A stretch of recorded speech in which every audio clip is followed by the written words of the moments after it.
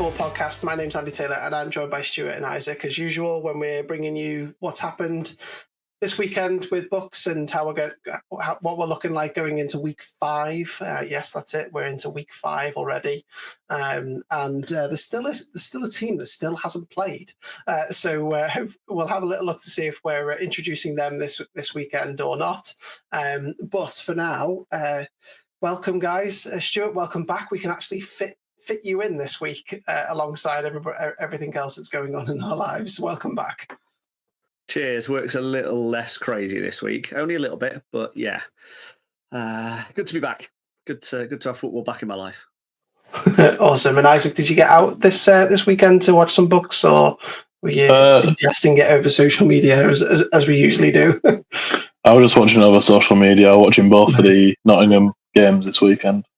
Yeah, awesome. I had the luxury of being there the day before BUCS, so I was there for the Team Midlands, Team South game. Had the joy of sitting alongside Sean and Phil. Phil McGovern, Sean, what's his surname? Sorry, Stuart. Endicott. Just, you can tell we're both tired. We're trying to remember surnames that we don't normally say. But no, got to commentate alongside them at David Ross and had a lot of fun doing it. First time doing that. So any critiques, welcome, so I can learn for hopefully the next time I'm invited back. But anyway, I digress. We are here for BUCS. We're not here to talk about me. So let's have a little look, Stuart, at at what happened over the weekend. And as normal, let's start with the Premier tier, shall we? So I'll add it on here. Nice little graphic for those guys who might be watching on YouTube. If you're listening to our audio platform, you're welcome to join us on YouTube, but we will go through them nonetheless. So let's dive a little bit deep into the National League, as we tend to do. I think, Isaac, you called it, didn't you, that you wondered whether it was going to be a close game up there in Durham. And I'm not sure, but were you thinking that potentially Loughborough might go up there and cause a shock? But not this time around. We saw a Durham 30, Loughborough 20. So a victory for Durham there, which is probably what they wanted, right? Yeah, no, I predicted Loughborough to maybe go up and have an upset. But Durham came out after their defeat against Nottingham the week before, sorry. And show them what they're about, really, and put them back into contention in the Prem National.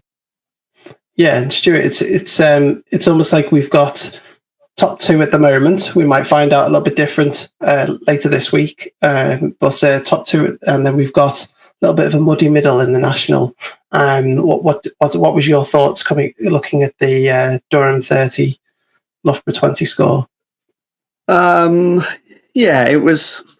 If I'm honest, Durham are a fairly consistent programme in the Premiership. Obviously, the old Premiership North, they were always second, third, fourth in that division. So, and Loughborough are a big powerhouse sporting team, so it was always going to be a close game. Could have gone either way, and I expect when Durham travel back down to Loughborough will be looking to take the home field victory there. So we get a bit more of an understanding of the Premiership National this weekend. I won't spoil what my game of the week is. But yeah, I feel like we'll get a bit more of an understanding at the top of that division who's going to start to push Nottingham Gold for whatever playoff scenario and structure we get confirmed by BUCS in the next few weeks, hopefully. Yeah, 100%. And so looking quickly at the Nottingham Gold results, I suppose another bad week for Leeds Beckett. I think we predicted that, Isaac, didn't we? That at the end of the day, if Uwe can do it, Nottingham Gold can probably do it as well. And it turned out to be not as true as Uwe, 20 points short, but still 84-0 is still not to be scoffed at from a goal point of view. But unfortunately, it's another sign of a very long season ahead for Leeds, isn't it?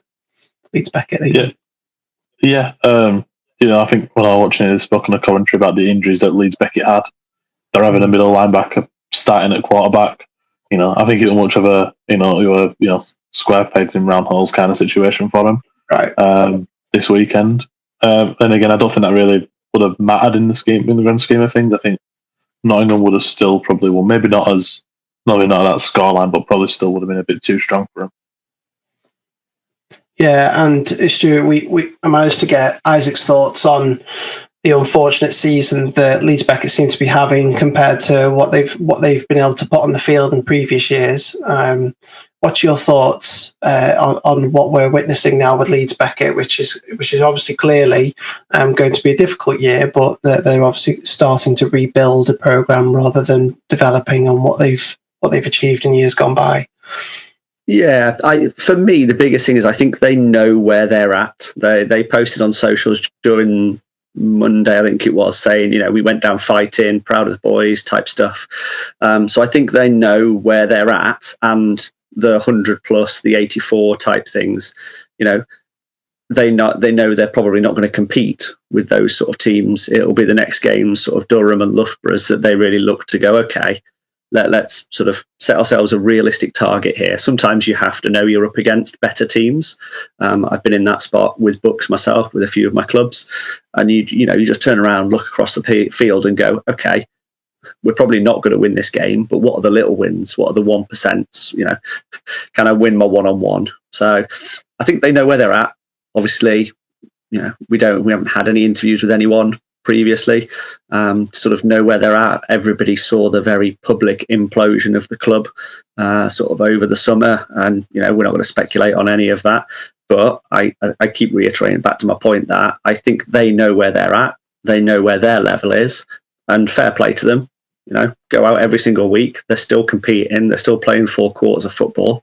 And soon, I'm sure we'll see that goose egg 0 start to turn into 6, into 7, into 13, into 14, as they start to get points on the board and they get the players back.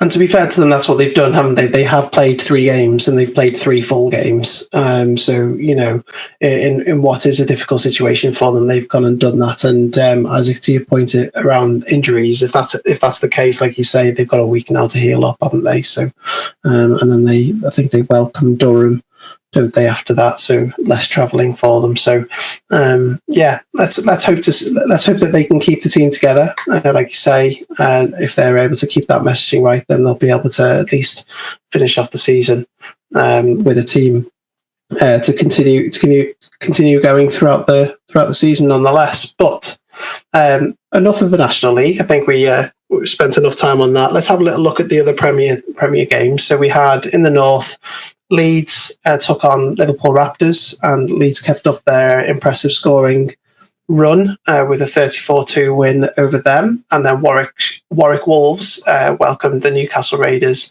and did a similar number on them with 45-13. So any takeaways there from you, Stuart, from those results in the North? Not sort of overly surprised. It looks like the Leeds teams could potentially flip-flop at the end of the season. So it looks like the Griffins could go up as Carnegie come down, if that's the way that BUCS do it. Again, wildly speculating because we don't know what the playoff scenarios, relegation, promotion are this year. We'll reach out to BUCS and see if we can get something from them and let everybody know in due course. And then Warwick, Newcastle.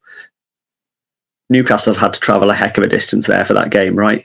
And Warwick already proved that they could compete with NTU the week before in that really, really close game.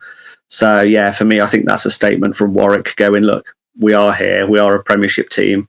Let's really go out and try and push Leeds for this Prem North title.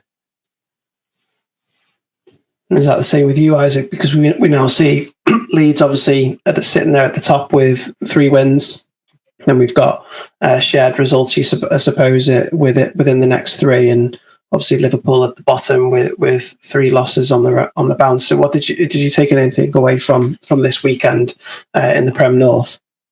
Yeah, I think we have a clear top really now for the season. I don't think anyone's going to really pose that much of a threat to Leeds.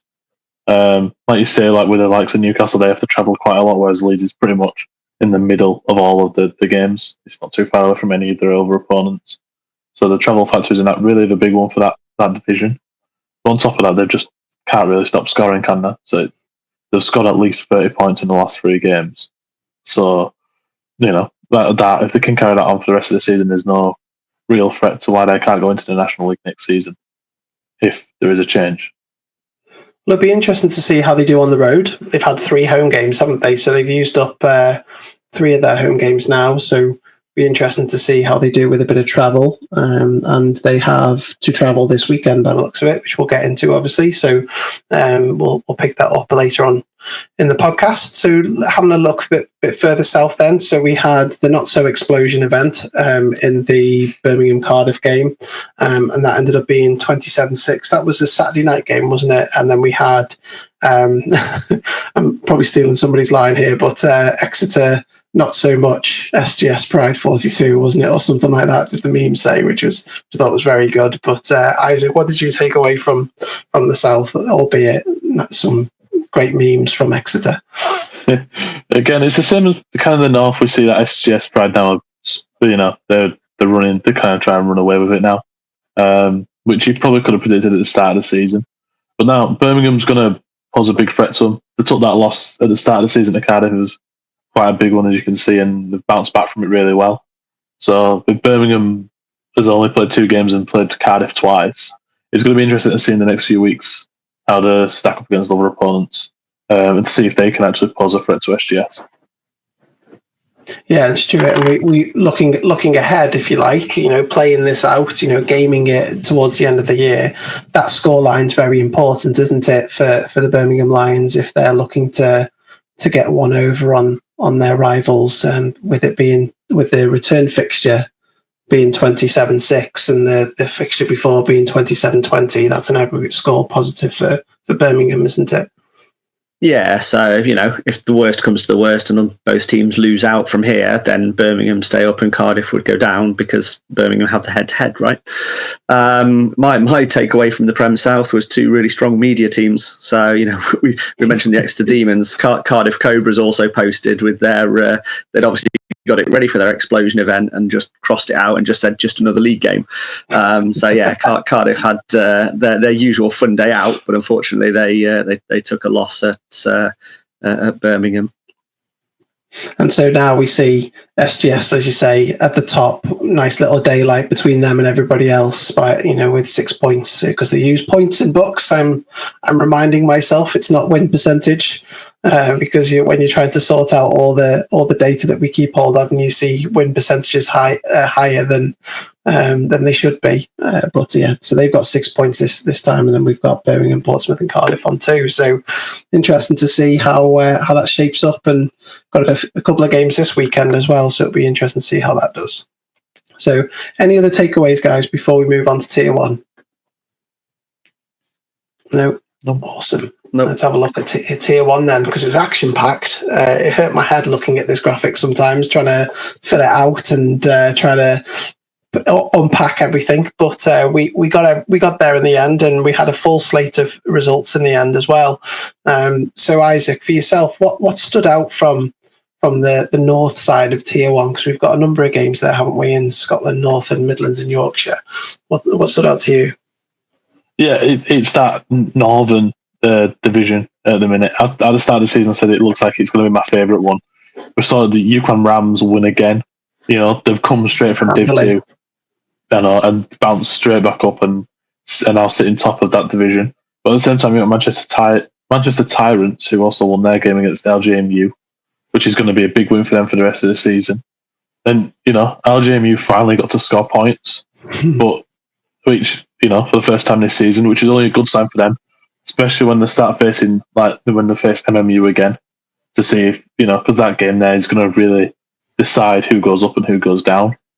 But yeah, I can't wait for in a few weeks' time when the UCLan Rams play Northumbria, because that division has they've got 2 huge teams in it that can just score whenever they want to, really. So yeah. that's the big one. UCLan with a points difference of 78. They're taking it to their. Well, they're not. They don't know how to concede, let alone know how to score. So they're doing all right for themselves, aren't they? Anything else from the north that you were looking at that wasn't just your favorite division? The Nottingham Green winning again against Sheffield. Their second win against Sheffield so far this season. I think. Yeah. Yeah, they're undefeated. Yeah, I'm right. Yeah, at the top. Yeah, so that's top. I don't know if they played Sheffield. I don't played Sheffield twice. No, they haven't. Not yet. Sorry. Apologies. Yeah, Coventry and Sheffield Hallam. Yeah, so they're being 3-0, just much like the Prem National counterparts. They're again looking like the favourites in that division. There are times where they didn't look like connected. You saw the QB try and throw a few deep balls that probably shouldn't have done, and you saw that over and over again. He kept going to the same place, and rather than just thinking, "Oh, maybe if I could just throw a check down here, throw a crossing route here," he would always just throw it deep and just try and just cook everybody, which, it did ultimately lead to him winning. But I don't know how long teams in that division will be able to just sniff that out and stop it, really. And Stuart, we predicted that the Scottish division would have 2 tiers, and technically we have it, but it's a little bit murky, isn't it? So we've got Edinburgh, Napier and Heriot-Watt sitting at the top, both on 4, and then we've got Stirling, Edinburgh and Glasgow sitting on 2 points, and we've got a number of results to go by now. So what's your thoughts on there? It looks like we do have cream of the crop in Edinburgh Napier Knights because they've taken it to both their rivals, but they've still got a way to go, haven't they, in a number of tough tests coming up as well in the next couple of weeks.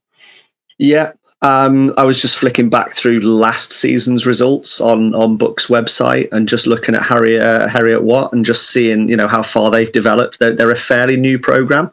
I think sort of since COVID, maybe just before. So, they don't have a lot of experience within the structure, but they're really competing this year. They've got 2 wins against Aberdeen and Edinburgh. They play again this weekend against Glasgow, and then they play the following weekend against Edinburgh Napier. So they've got 4 games on the bounce, and the 4th game of those is against the team that they're vying for the title for in the Scottish 1A. So I think after those 4 weeks, we'll know a little bit more where they sort of sit in that pyramid. But yeah, we said we'd see a split, and with all the teams in Scotland being in there, that split is starting to come true. But it's not quite the 2-2-2 that we thought.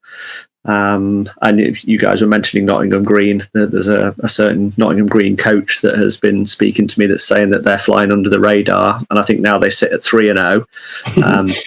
They're not going to be too much under the radar anymore. We were laughing and joking in DMs saying, the more you go unbeaten, the less under the radar you get. That's kind of how this thing works. So yeah, it'd be interesting to see. Do they play? Green have a weekend off and they're back the following week. So I've got no doubts that their coaching team will be back on the training field over the weekend, maybe even out scouting the Coventry Hull game. But yeah, they're back week 6 and see how under the radar they are when they play Hull. And let's look a little bit further south, Stuart, because we wondered how much of a barnstormer Brunel versus Hertfordshire was going to be based on the first games that they played, and it ended up still having a good 42 points in the game, but probably not as many points scored. But it just probably goes to show how much of a test it was for both defences and offences, where it came out 28-14 win to Brunel in the end. But is there anything else that stands out other than the lovely symmetry in the southeast where it was 0-27 across both games? That's the other thing that stands out to me. No, I think the biggest thing for me at the moment is we're seeing sort of lopsided games a little bit. Obviously, apart from that Brunel Hearts game at the moment, we're seeing a lot of division between games.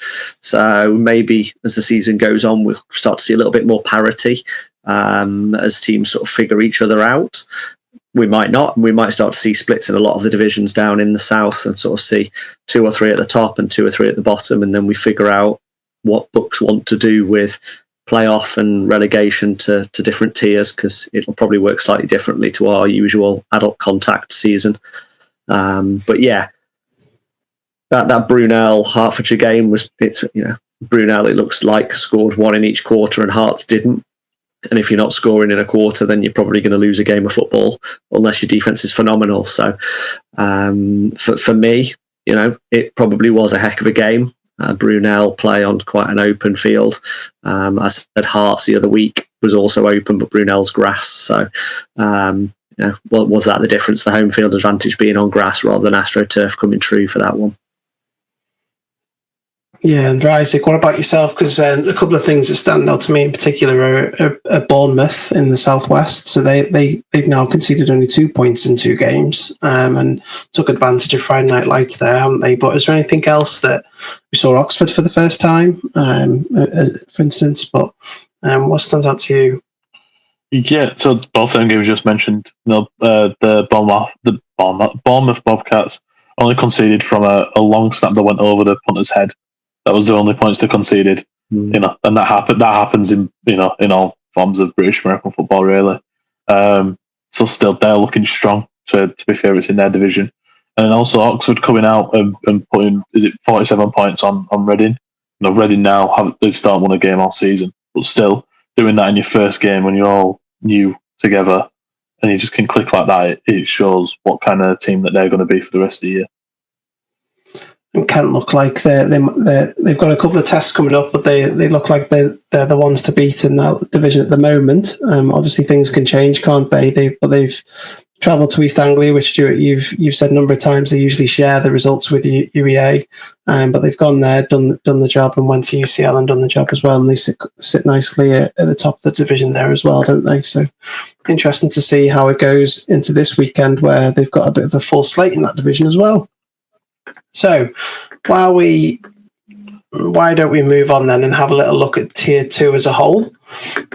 Stuart, what stands out to you in Tier 2? So it's well documented what's happened at Imperial. So a City St George player unfortunately got injured, didn't they? And they had to call the game. And it looks like BUCS have confirmed that that's a 0-0 draw. So we've got a lovely little division that has what was it, 4-3-2-1-0 points or something. So nice sort of division there when it comes to the points. But talk us through what you saw across the tier this last week. I'll do my usual and do south, and then Isaac can sort of attack the north as well if he wants. Again, we still see that sort of split in the south between teams. One team putting up quite a lot of points, the other team putting up not so many. So in that southern group, we see Sussex and Oxford Brookes. Delete the Panthers bit. That won't be there on the next graphic that we put up. They both put up big scores in 41 and 35 respectively against Solent and Royal Holloway, who only managed to put up 7 and 0. And then same with Kingston Quimble, QMBL. The Kingston did 22 points and Queen Mary put up 0. So, we're seeing this disparity slightly as the season kicks off. Hopefully, as teams have more time together, the players gel together, we can see these fixtures start to even out a little bit. But yeah, as you said, the symmetry down that division, the Southeast division, is quite fitting for somebody who is OCD bound and creates graphics. But yeah, we hope that the injured player in that game, it is okay. First of all, we haven't really heard anything about it. We hope they're okay, got the treatment that they needed on the day. That whatever injury it was that they sustained, they recover from, back into the studies, back into the day job if they have it. Because, football isn't the day job, is it, for any of us, unfortunately? So, yeah, we hope that they're okay, whatever it was that happened to them. Yeah, and City St George haven't been able to complete a full game yet, so hopefully, I'm sure they'll be chomping at the bit to be able to get that over the line ASAP. So yeah, Isaac, take us through the north then, because I know you were surprised. We talked off air, didn't we? How there's a number of results that stood out to you this weekend. Yeah, the first one is Lancaster Bombers losing at home to Edge Hill. I think Lancaster, by many people, were regarded as favourites.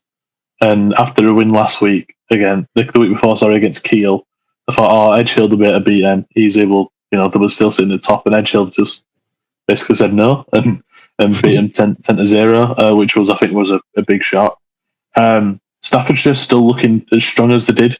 I think have they scored 27 last week, 27 this week. So they might score 27 next week as well. But no, again, they're now sitting top, looking like they're the team to beat in that division, really. Then you go to the north eastern division. Sheffield just doing basically what Sheffield does in this division, and sitting top. York St John, I think, have had a lot of new players this season. I know a few of the players got more experience in the summer playing for the likes of Yorkshire Rams, but I think they've had to recruit a lot of people to come and play. So that'll be their first taste of American football. And playing against Sheffield just isn't easy for anybody, really. And then Lincoln beating, I can't see who that is. Cambridge. Lincoln beating Cambridge 14-6. And now they're sitting 2-0 on the season. Again, they've got a tough game coming up this week against the Derby Braves, who made their league debut this week, and basically carried on what they did last season, as we spoke about last week.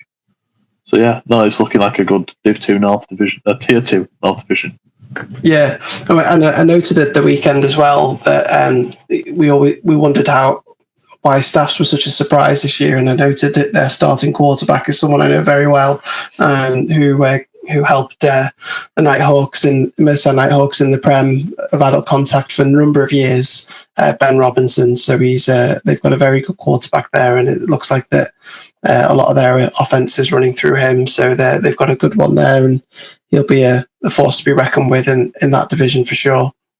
Know that for definite. So let's put a nice neat bow on Tier 2 and Week 4, and then let's start looking towards Week 5, because we've still got such an action-packed weekend ahead for us here. So let's have a little look at what's happening in the tiers, and let's not go through every game, but let's put focus on the National League for now, and then pick out our favourite games. So in the National League this week is Durham versus UE. So this will be an interesting data point for me when it comes to my data and my stats that I like. But what do you guys read into it, and what do you expect to see from the Durham versus UE Bullets? Stuart, I'll give you first go at this. I've got this as my game of the week. Nice. It will be live streamed. The link will go up in our preview article. I'm sure Durham will share it on their socials, and then we'll share it on ours as well. I see Durham upsetting the apple cart and beating UE like Nottingham Gold did. Durham are going to use this material. I know they are. Go for it. I don't think they will. I think UE will have used that loss in game 1 and now will want to just roll and roll and roll. And having come off the back of a 104-0 win, I can just see them taking that momentum up to the northeast on a huge trip. Goodness knows how many of those miles that is. But yeah, I can see UE. They may come out slow, but I can then see them pulling away and taking that result. But it may well be a similar sort of result to what the Gold Saints was. I think that was like 18-22 or 24, wasn't it? But that'll be a phenomenal game to watch live if you're not doing anything. I'm not going to touch anything else. I'm officiating the Lions Demons game on Saturday afternoon, so yeah, I'm not going to touch that. I'm not going to go full David Coote on that. For those of you that follow the soccer refereeing travesty that's going on, me and Andy with our invested ears on when we heard that news. So yeah. I'm not getting Bafra or myself into trouble and commenting at all on any game that I officiate throughout this season. Especially when you're looking down the camera. So anyway, quickly move on quickly. Isaac, rescue this. What are your thoughts for this week? So we've obviously got the big one in Durham and UE, but we've got the other games. Some really, really good, interesting litmus tests for some of these teams. Yeah, we see the matchup of the Division 1 North final from last year in the Nottingham Trent Renegades against the Leeds Griffins, which I think is going to be an interesting one. It'll be interesting to see if Leeds can take it on the road, what they've been doing at home and just scoring points for fun, and see if they can do it against an NTU side who really need to start bouncing back to save their season. So it's going to be an interesting game in Nottingham. And then the Birmingham Lions against Exeter, I'll comment on it, don't worry. Could be a Kickstarter for Exeter. They have to travel up to Birmingham. I don't know how far that really is. But no, I think that one could be a Kickstarter for Exeter and see what they can really do. Be good to see what the Lions look like against another side. So yeah, that one could be a good game as well. Yeah, and it's interesting because we've talked about it when we're looking through the results that we don't know how good UE are yet because we've seen them twice, but they've got to make that massive journey up to Durham, haven't we? And then we've got this sort of trying to work out how good Leeds are, and they got to travel against Nottingham Trent, who have clearly got a reasonable defence, only conceding 13 on the season so far across 2 games. So there's a couple of interesting ones coming up for sure, and we'll look at interest at that live stream for the Durham Saints game for sure. Let's have a little look at Tier 1 then. What are your games? What games stand out to you for the week ahead, Isaac, from across Tier 1? Because there's plenty going on again. I'm going to pick the Glasgow Tigers against Heriot Watt. Heriot Watt, having 4 points in their division, going against Glasgow, who, people could have predicted them to be in like the top half rather than the bottom half. With them sitting second bottom at the minute. That one could be a real good test of Heriot Watt to see if they can carry on what they've done so far this season. Whereas Glasgow could see it as an opportunity to beat someone who is up there anyways, and overtake them in the standings. So that will be my game of the week in this tier. And what about you, Stuart? I've gone very close to home for my game of the week. I'm in the Midlands. I'm going Coventry versus Hull. Yeah, I heard a few gasps. Why have you picked a game with 2 winless teams? I feel like both of them will really want to scrap out a victory in this. Coventry, someone's going to correct me, but I'm pretty sure they haven't won a game in the last 2 seasons. And Hull are a side that have kind of, been there or thereabouts for relegation as well. So for me, one team will really, really want to stay in this division and will win this game. Which is what I think will make it a game of the week. It might only be 7-0, but sometimes those games are the best games for me.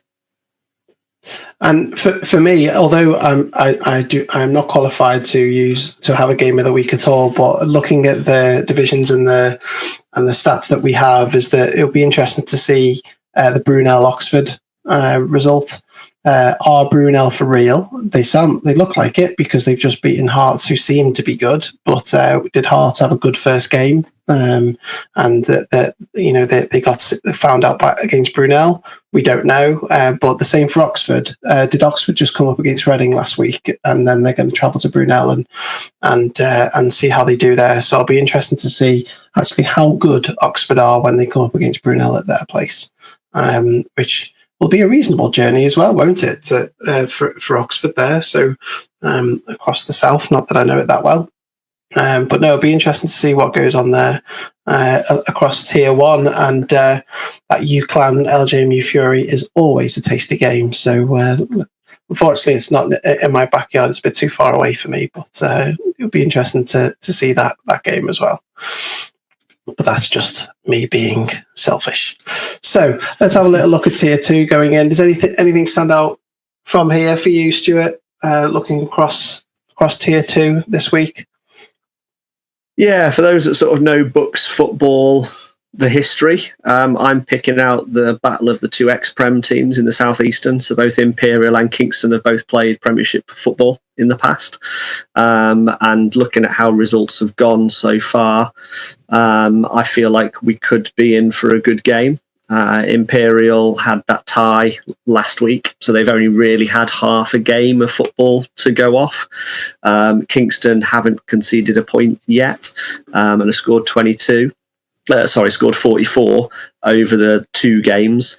So yeah, can Imperial pull this one out of the bag, and can they go a whole game and upset the apple cart against Kingston in the south? That's what I've gone for. Anything else excite me in this division? Gloucester Worcester, but that's my own vested interest. And before I say the fixture, I'm going to hand it over to Isaac for his game of the week. Oh, so my game of the week is Staffs against Lancaster. I think that one's going to be a real test for both sides. See if Staffs are for real. But also Lancaster, to see if they can get their promotion push of the season back on track. But I also think there's going to be an interesting one in Lincoln when they host Derby. That two teams who've been going against each other for the last couple of seasons now, who are both undefeated so far, and it's going to be a great game against two teams who don't just know how to score points, but also know how to defend as well. So it'd be an interesting game there. And we still don't see York. York aren't bothering to play until week 7. I've just checked, so I won't keep looking to see if York are going because they're not here for another 2 weeks. So good for them to be able to not play for 7 weeks. Hopefully, they take the opportunity of prep as good as they can. Brilliant. Okay, anything else to add going into this weekend that I may be glossing over? We've got we've got under 17s, haven't we? GB. Sorry, I nearly completely glossed over that. So we've got the GB under 17s. They're travelling to Spain, if I remember correctly. They are. Yeah. Yeah. Have we got any details about that otherwise? Or are we still waiting for live streams and like? I think we are. I haven't heard any live streams. BAFA Socials announced the travelling squad the other day that we shared. That's right. So that's up and live, and there's a lot of people sort of celebrating being selected for that game, and a lot of National League teams, highlighting their players, and rightly they should. Any chance to represent your country and put that lion on the side of your helmet is something to be shouted about.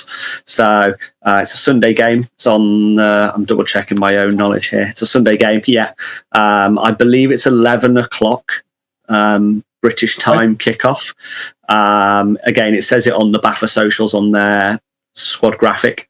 We've got our results graphic tied up, ready to go. And I know we're trying to reach out to a couple of the U17 coaches to get some information to share with you guys. So bear with us over the next 48 hours for that.